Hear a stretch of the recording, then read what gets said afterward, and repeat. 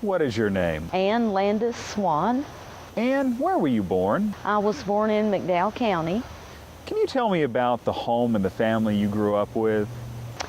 Well, my parents and I were the only ones in the family. I was an only child.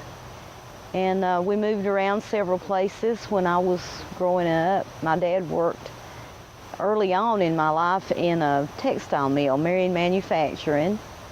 And I guess my earliest memories are of growing up there in the mill village, up on a really steep street, and that was what they called it, was Steep Street. I think it has a different name now. But he could walk to work, and Mom stayed home. She didn't work anywhere, and my grandmother lived with us, my maternal grandmother. So it was just the four of us. It was an interesting childhood. My dad was a fox hunter, and he got tired of living in the city limits. He wanted to raise foxhounds, so we moved out into the country down in the Rocky Pass community and lived there. Well, they did for the rest of their lives, and I lived there until I got married. So most of my life was spent out in the country. You mentioned your father. Can you tell me more about him? Oh, my dad was a great person. He could make anything an adventure. Going to the store with Daddy was exciting. He'd kick the old truck out of gear and say, let's see how far we can coast. Of course, you couldn't do that now. You'd probably get plowed under, but everything was fun with him. But he, like I said, was a fox hunter. Well, he hunted everything, but that was what he really enjoyed, and I loved to go with him. In fact, I tagged around with him no matter what he was doing.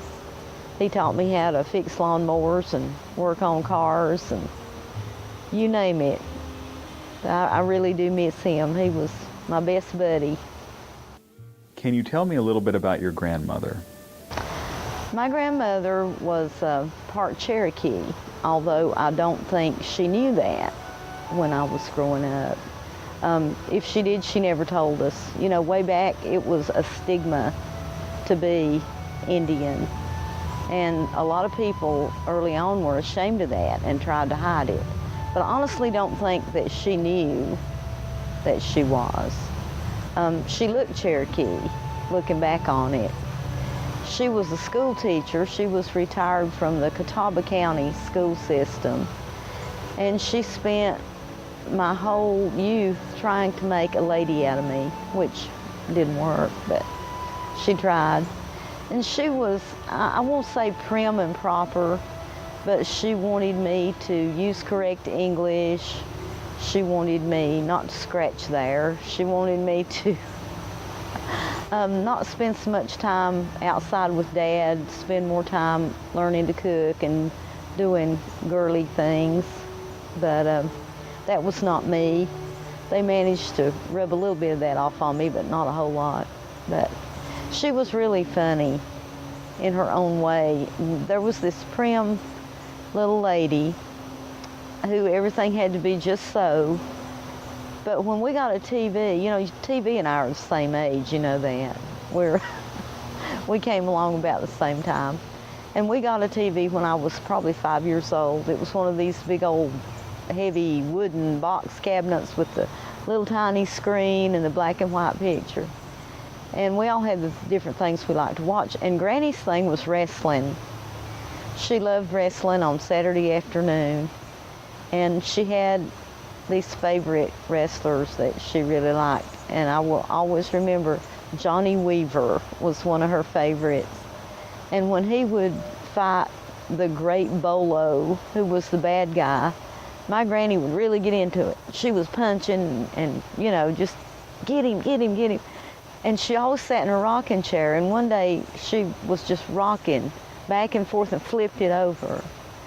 So that was so out of character. It was hard to understand this little school teacher lady that went into this wrestling mode on Saturday afternoon.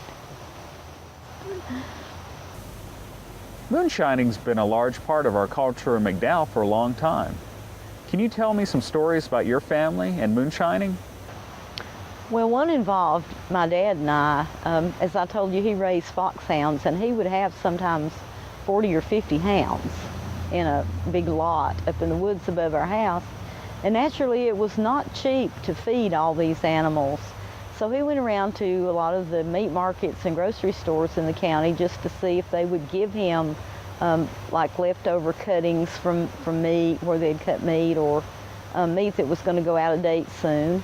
And he would come home with boxes full of raw meat, which the dogs loved, but we had no way to refrigerate it.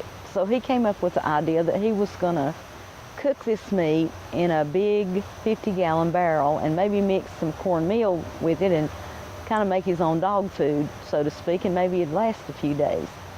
So he's up in the woods and he has this barrel fired up, and he's sending me back down to the house for 5-pound bags of meal. And one of the neighbors kept watching this and seeing the little puff of smoke coming up out of the woods, and this kid running up down the hill with sacks, and they called the sheriff's department and reported us for making moonshine. So needless to say, when they got there, they were kind of taken aback that they'd wasted a trip. However, my grandfather, my dad's dad, it was another story. He really did make moonshine, and I'm told it was pretty doggone good stuff. He operated a little store and a fish lake down in Vane Mountain, a place called Spout. A lot of people from the area probably heard of that.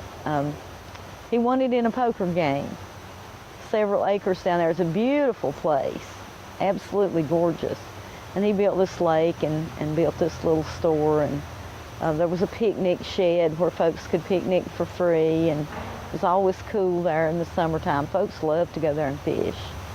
And he had a nice little still up on the side of the mountain in behind the store on the railroad bank, and I used to help him carry supplies up to that all the time. So yeah, I know a little bit about the moonshine history. Please tell me about your grandfather's land at Vane Mountain. Well, you know, Vane Mountain was called that because that was one of the prime gold mining regions in McDowell County. In fact, the property there where he owned was part of the old Jamestown mine.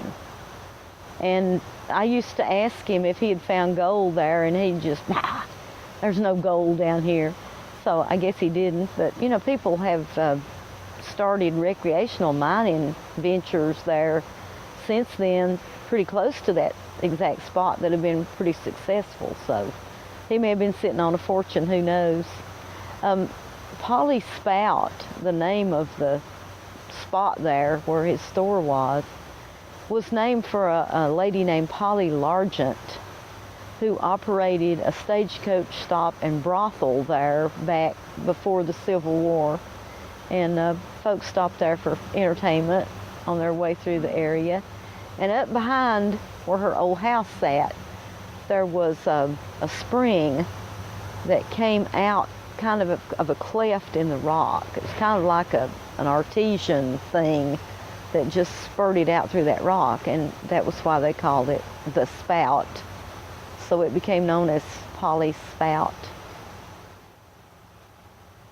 And do you have any memories about the Old House movie theater in town? I remember seeing Gone with the Wind there. Of course, Gone with the Wind had been out for a long time, obviously, but that was the first time I'd ever seen it. And I remember going in there and it was still daylight, and coming out when it was after dark, because it was such a long movie. I felt like I'd never been anywhere else on earth but in that building. But it made a great impression on me.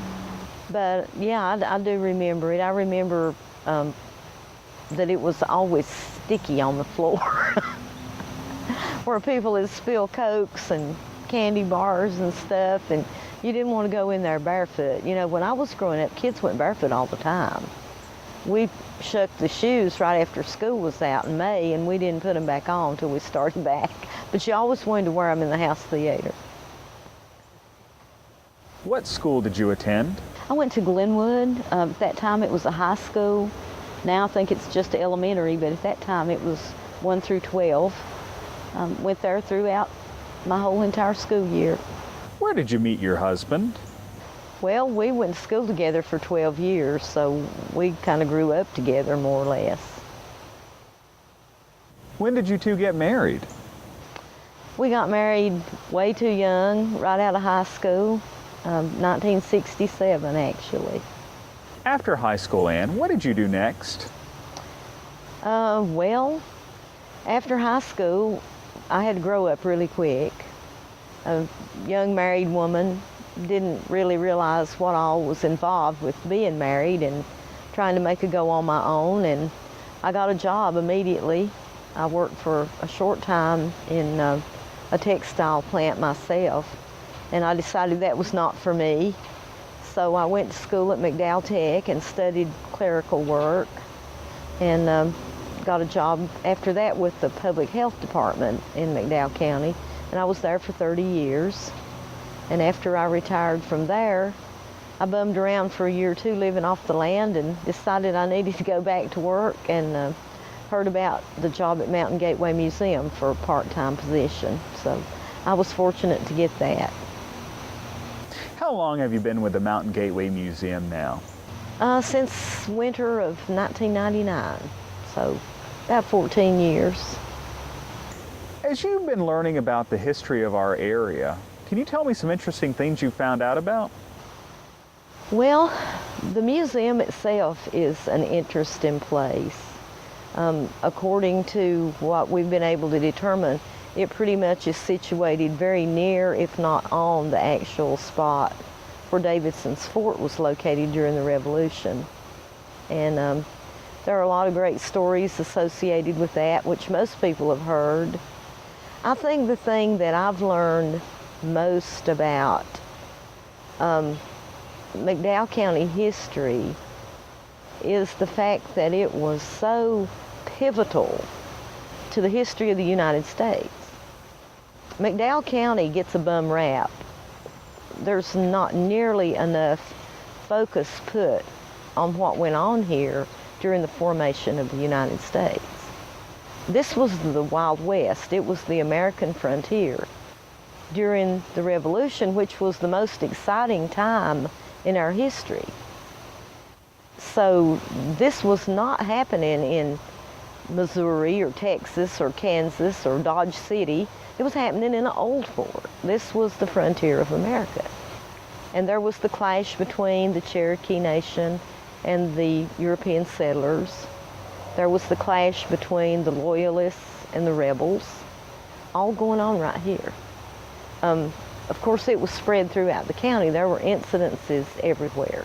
But what's now Old Fort was as far west as you could go without being on designated Cherokee land. And this was a stronghold for freedom, so to speak. Davidson's Fort was not just a little rinky-dink place where people went for protection. It was a major military outpost that was manned by militia. It could house probably 250, 300 people. And there were a lot of famous people who came through this area then and in subsequent years. If we don't get credit for anything else, we should get credit for being a place people pass through on their way somewhere else. And some of these people actually stayed here. Up in the Pine Cove community, now Pine Cove, there was a man who lived there named Uriah Sherrill. He was a son of Adam Sherrill, who was the first European settler on this side of the Catawba River. If you've ever heard of the town of Sherrill's Ford, that was named for the Sherrill family. Well, Uriah came up here and he ended up marrying one of the Dobson girls from down around the Nebo area. And his sister, Uriah's sister, was Catherine Sherrill. She married John Sevier. I think you've probably heard of him. So these people were Old Fort residents. And these are just examples of some of the things that I learned. The Revolutionary era is my passion. I love to study about that. I've tried to get into other eras, and I really do appreciate those too, but that's what I always come back to, is studying about that, and the old roads, and the old homes, and the people. You worked on a photography project photographing old homes in our area. Can you tell me about that? Yes, it was through the Historic Preservation Commission for McDowell County, and this is something that a lot of other counties have already undertaken, and we began our project I think in 2001, and I went around to all the old homes in all the communities in McDowell County and photographed them, and I was really surprised at the reception that I received. You know, nowadays it seems like there's reason to doubt people who come to your door and knock and say, I want to photograph your home. I mean, would we let somebody do that? I'm not sure. But these folks, and a lot of them were elderly people, were very receptive, welcomed me, gave me a cup of coffee. One lady fed me homemade soup and homemade pound cake. I mean, it was amazing to me. It kind of made me worry a little bit about them too, but that somebody else might not be on the level that they opened their door to. But it was a really neat experience, and I learned a lot about the county, about the roads, and about, of course, the homes in doing that. But I think most of all, I learned about what good, honest, decent people are here in this county. I wouldn't have wanted to have lived anywhere other than Western North Carolina. What's that old saying?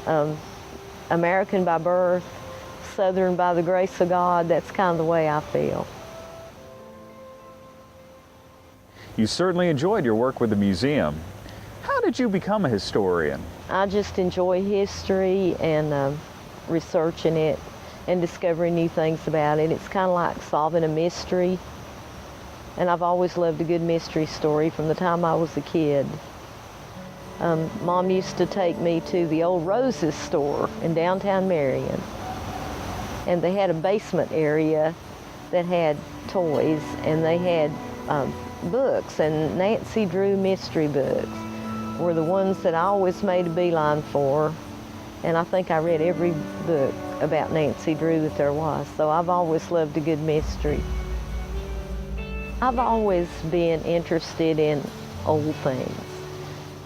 When I was a kid, we used to get the Sears Roebuck catalog. I know you guys don't remember that, but we look forward to that. It came out every year, right about August maybe, time for your mother to order your school clothes. And my cousins and I would take that and lay down on our stomach in the floor in the living room and look. And we want this, oh, I want this. If I had a house, I would put this in my house, you know. And my cousins were putting all this new, modern, newfangled stuff.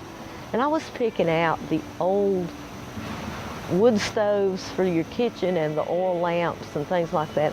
I've just always been interested in the way things used to be. But actually, the way I got interested in it enough to get out there and get involved and work with it was thanks to McDowell County and McDowell Economic Development Association, actually. The county purchased the Spectrum Dyed Yarns property to build the plant, and they found a couple of old cemeteries on the property. And they had to be moved because they were going to build the building right where the cemeteries were located. So the health department where I was working at that time was responsible to oversee removal of burial sites. Well, the director didn't have time to do that, so he sent me, and I was present for all of that. It was the most fascinating procedure I have ever seen in my life. It was like an archaeological dig, more or less. Of course, you know, it had been too many years to actually find much in the graves, but I was hooked on that kind of exploration, and I had to know more about these people. So I immediately began to research the families who were buried there, the slaves who were buried in the other cemetery on the place, And they actually ended up, the county paid me to do some of this because they wanted to document it and they were interested in it too. A fellow named Rob Dunn, who you may have heard of, that was economic development director at the time.